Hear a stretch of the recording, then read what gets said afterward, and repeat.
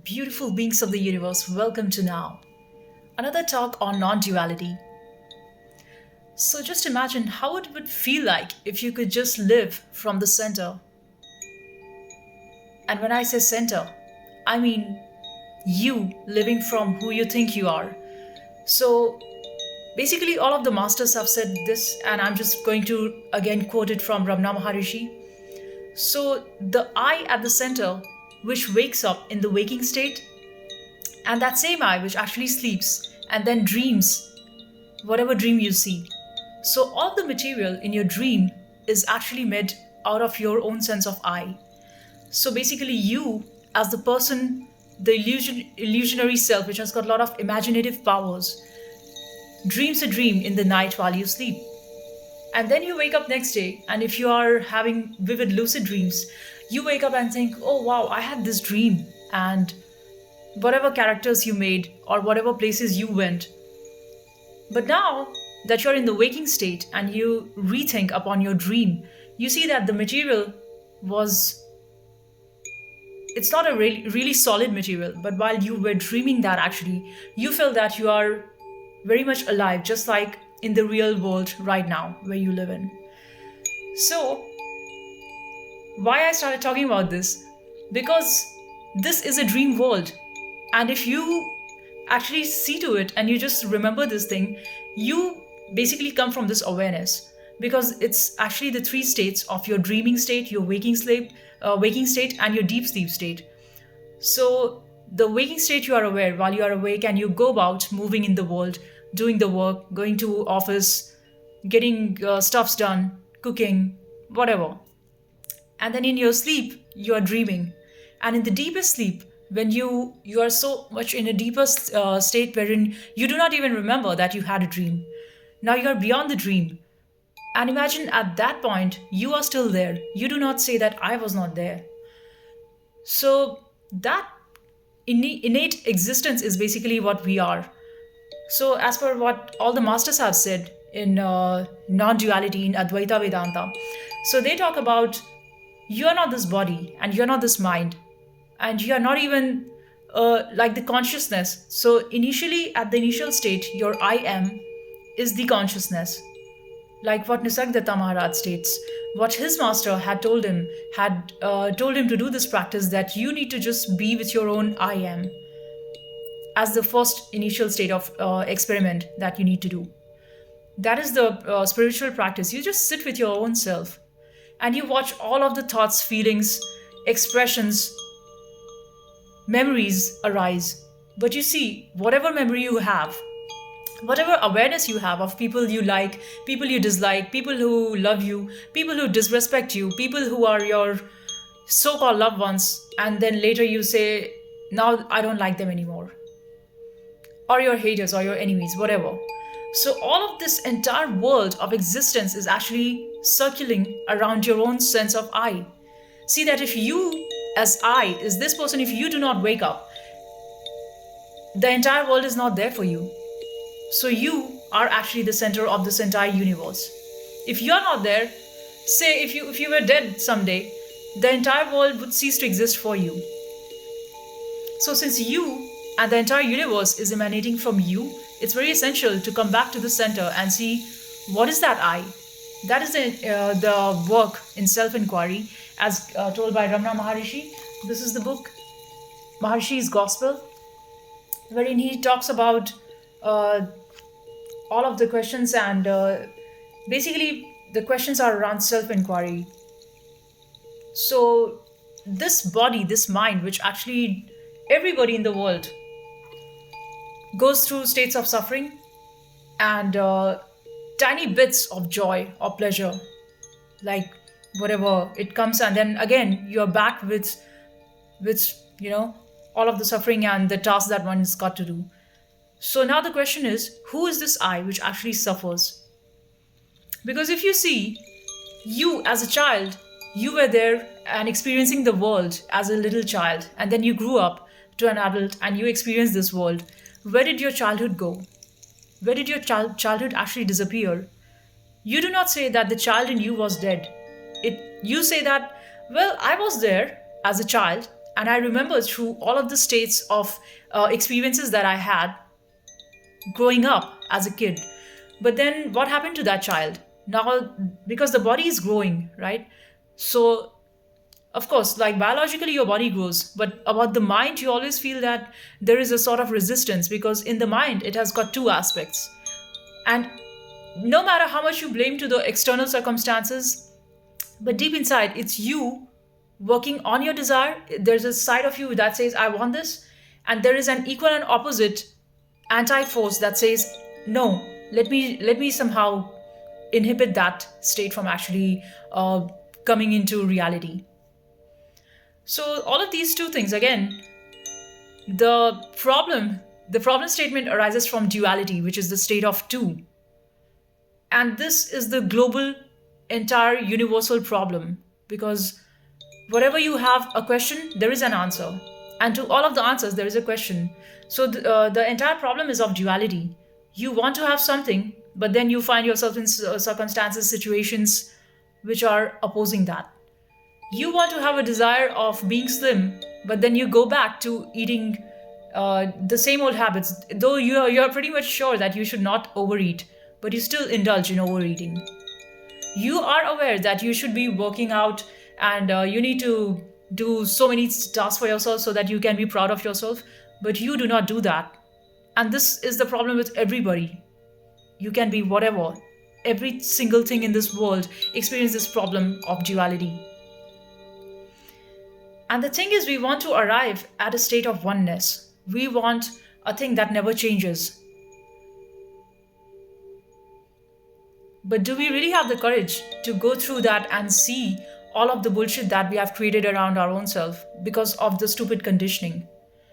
Because now that would need a lot of courage to break out of the system, to break out of the cage that you have built around yourself.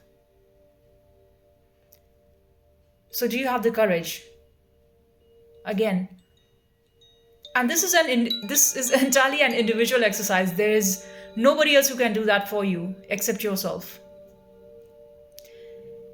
And how do you go about doing this?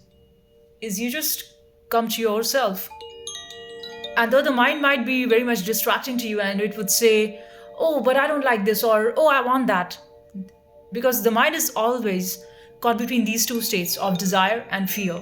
Either you are trying to run away from something unpleasant, you're trying to keep yourself safe in your house, you keep yourself locked in, and then when you feel that it's just getting too much for you, you just want to break out and you go about traveling. You travel the world, you go to other countries and say, no, I just want to experience something outside. And then when you go out, you feel that, oh, it's quite risky because I might run into situations which are quite unknown to me. And here's the interesting thing about security. As Krishnamurti says that this all security is just an illusion. So man has designed systems and stuffs, processes basically, so that you can feel that you are safe. But all of that, when you really, really question, it falls to the ground. Because we want to have, again, it's all again coming back to that same point of yin and yang. Because in the white there is the dark, and in the light, basically vice versa. So in the black there is white, and in the white there is black. So in that yin yang symbol, you see that, right? So the two fishes basically, in which both have the eye of the other color. So what that means is, in security, if you're trying to keep yourself too much secure, you're going to keep yourself more and more locked in a cage, wherein you're not going to experience basically anything. So that would again make you feel very much suffocated. And then coming from that space, you actually go about expanding. So you come to a center as a dot, and when you feel it's just getting too much, you again go about expanding. So you see here also again that game of duality is coming in, wherein you go from expansion to contraction and from contraction to expansion states. Why all this explanation and why all this experiment and why all this analysis? Because that's how you come to understand what is life. And whether your existence whatsoever in this entire gamut and huge, humongous experience that the universe has created. And if you are just a dot in the entire speck, in this entire massive picture, then probably dropping your loads is the best thing to do. So, whatever load we all carry, be it about improving ourselves or about probably finding peace or running about your stupid useless desires only to have been met those and then just finding yourself empty and confused again because that desire itself was not your desire. That desire that you had was told to you by the society, which is entire brainwashing, and everybody is brainwashed. But now again, the thing is that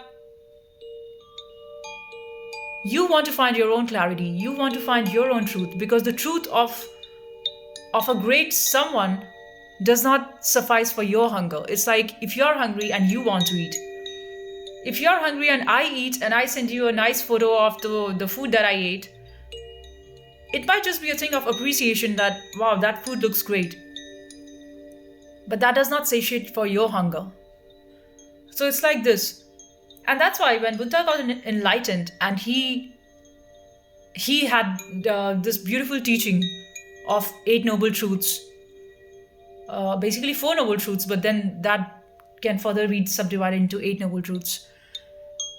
And all of that was just so that every human being on earth can experience that for themselves, so that they can be free and they can have a sense of beauty, because there's no price of life worth living which does not have love and beauty in it. And the way how he had explained love and beauty is entirely different than this marketing driven culture that we live in, wherein everything is just bought for money. And of course it does not last. It's so shallow and so hollow. But if you do get that sense, and of course, that's why the world always remembers these great masters. Because what they have taught is the most profound teachings. And it's beautiful and essential that it's not an option anymore. It's a need of the time that you've got to align with these things. You see, even for any sense of art or any sense of creativity that comes into this world, does not just come on its own because you saw somebody else create and then you just draw that inspiration. Actually, the fact of having inspiration itself is a very deep topic in itself. So unless and until there is not chaos, there cannot be order. But we all have just been taught from our childhood, from school system, which is a cage, from the universities, and from our traditional working system, so-called, in which you are told to directly go about creating an order. But how can you create an order if you do not know chaos? It needs chaos and ultimate chaos for the order to come. It needs a lot of hate to be able to love. It needs a lot of unclarity to arrive at clarity. It needs a lot of weakness to arrive at strength. Why do you think people just want to be strong? Because they have been weak before and they were just too fed up with being weak. And then they felt, no, I need to be strong, so I need to make myself stronger. And then they go about doing stuffs, whatever. An artist, a painter, is not just a painter just like that. A real good artist, a real good painter is a painter because, first of all, they are a sensitive being. Any sort of artist is a sensitive person because they perceive the world through different lens. They are more heart-centered. They see a sense of beauty into something which might be just overseen by somebody who's too much mind-headed person. Because an artist looks at the world in a way that they want to create some beauty. And initially, because they are sensitive, they feel quite threatened by the insensitivities of the world. Because how the world behaves, it's mad and insane and it's absolutely mindless.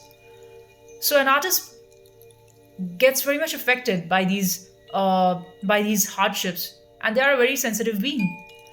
So they have no other choice but to stay inward, and then they turn inward, because when there's no beauty outside, they tend to look within and see if there is something I can create.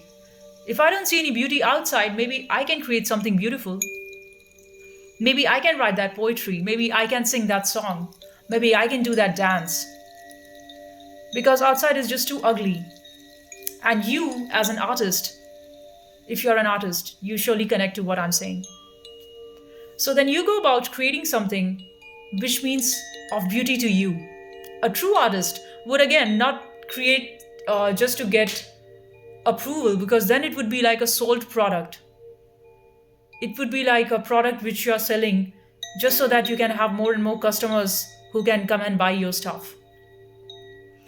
But if you are, the problem with that is it would pay your bills, but then again, you would have lost that same sense of uniqueness by which you started out as an artist, for which you actually wanted to create something that was more in resonance to your life.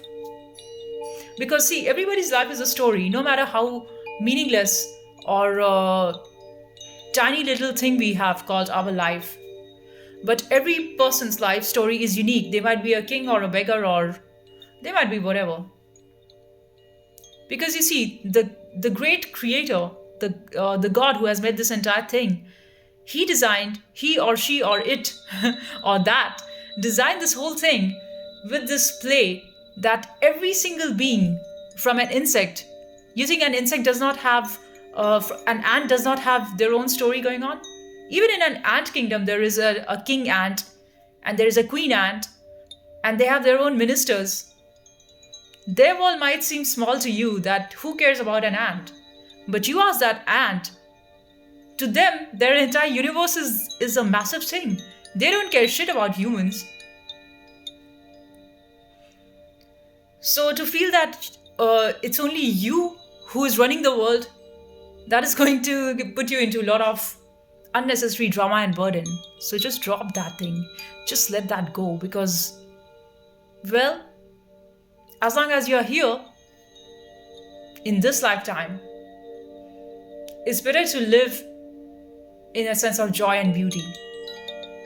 And that sense of joy and beauty would not come if you do not drop your baggage of stress, which the world would constantly throw at you.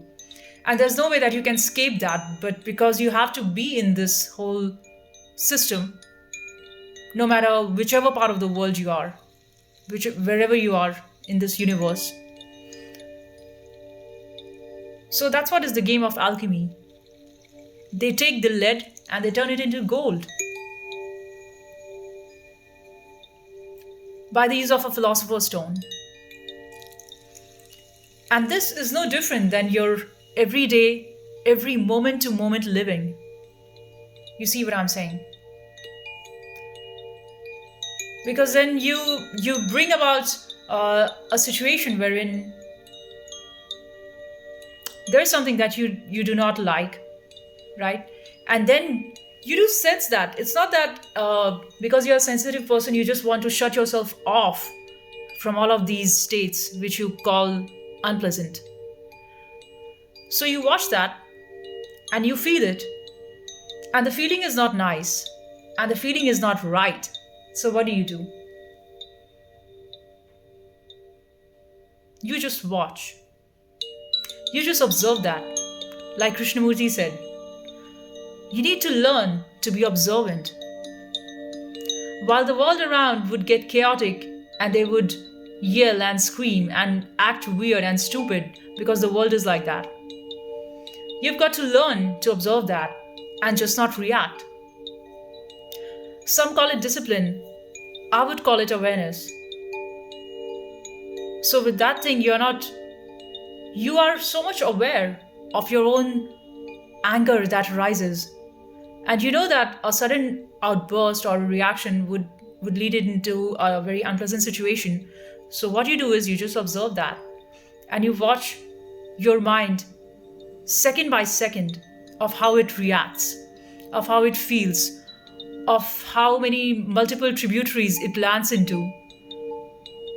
But all of that multiple bifurcation that you see that your mind does to you is all from the center of I. So you say, I have a mind, right?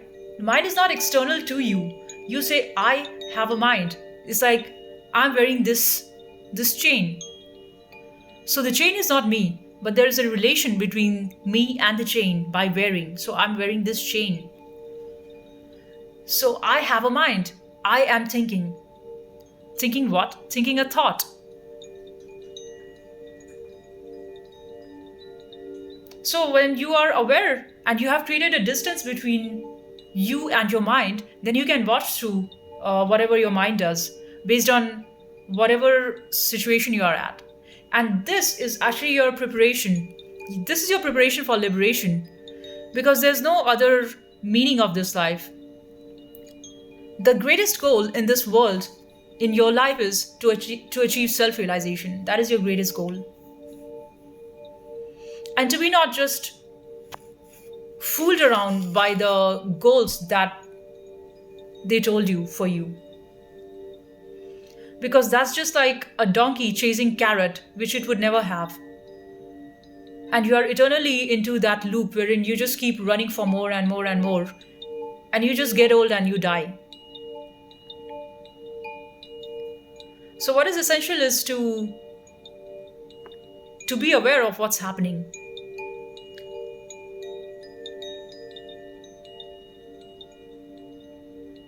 And like that famous quote that said, a life unexamined is not worth living. But what mostly humans do is to live unexamined and live unconscious because now examination of your own mind needs a lot of energy. And how do you get that energy? Is when you are not dissipating your energy. A normal mindless act would lead you to a lot of dissipation of energy.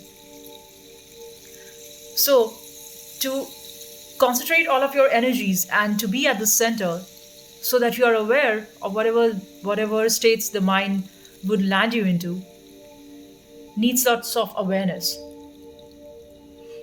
For this awareness, it just starts by watching whatever state you are in, whatever feeling your body tells you, like if your feet goes numb or your fingers are having pain or whatever stuff that goes on in the body. By being aware of all of the senses, that is also a great experiment to do for us so that we are more aware of what's happening in our body and in our mind. Because the body is a reflection of your mind. You can catch hold of the mind through the body by being more aware of everything that's going on in your bodily experience, in your bodily existence. See, in a dream state, you are not aware of your body. So whatever pain you had in your fingers, for example, or in your leg, or in your head, or in your ear, wherever, when you are in a state of sleep and you are dreaming, see that everything disappears, right? And further, if you go even deeper, like when you are in a state of deep sleep, we say when we wake up next day, we feel so good, we feel so refreshed. We say, wow, I had such a wonderful sleep. I'm feeling so relaxed. I'm so happy. I had a great sleep last night. And the days when you have not slept well because of whatever stress of the day you carry through, you do not like it. And next day you just feel, maybe I just want to get a good sleep. That's going to make me so happy. So a state of sleeplessness does not feel nice, right? So this is essential that we just watch what our mind is doing. And probably that's why this act of slowing down is so important. And that's why these masters said that you need to learn to slow down. So slowing down is essential. For example, if you're learning a scale on some instrument, on guitar or piano somewhere, whatever, and if you're a beginner, you know that if you just immediately start to shred on guitar, your notes would sound so terrible, they would sound so bad. So you start how? You start it slow. You start with very basic scales. before you go to complex pentatonics and higher stops. So you start with the basic scales of majors and minors. You start it slow, you learn it well. You let it grasp, you let it soak in. And once you are ready with that, then you move to the higher states. Such is the case with your mind, to observe and to be in a state like a sage wherein you are absolute control of whatever happens needs a lot of practice. So if you think that, oh, I just saw my masters do that and I want that thing now, wherein I can be like a sage in whatever situation, that's very difficult. So you need to learn to be more mindful. It's like a muscle exercise, and you get that through practice. So you practice in silence so that when the world puts test to you, which it would, if there was no test, there would be no preparation. Your entire life is a test. Every person's life is a test. You are here to perform. And if you fail, it's your failure. It's not a failure or it's not a success to the world that you show that, oh, wow, I'm so successful because I have so many followers, or I'm so successful because I have won this and that, and I have got this asset and that asset. No. It's all your examination and it's all your test. And everyone's test is unique, everyone's test is individual, but we all got to give it anyhow. It's not a choice, but you are forced in the day you were born. And this test exits the day you die. So it's not an excuse to say that, oh, I'm too young to do these, or I'm too old to do that, or I'm too dumb to do this, or I'm too intelligent to do that. You have no excuse basically. You've got to be mindful. You've got to be more aware of what's happening. That's it for now. That's all I wanted to say. Bye for now.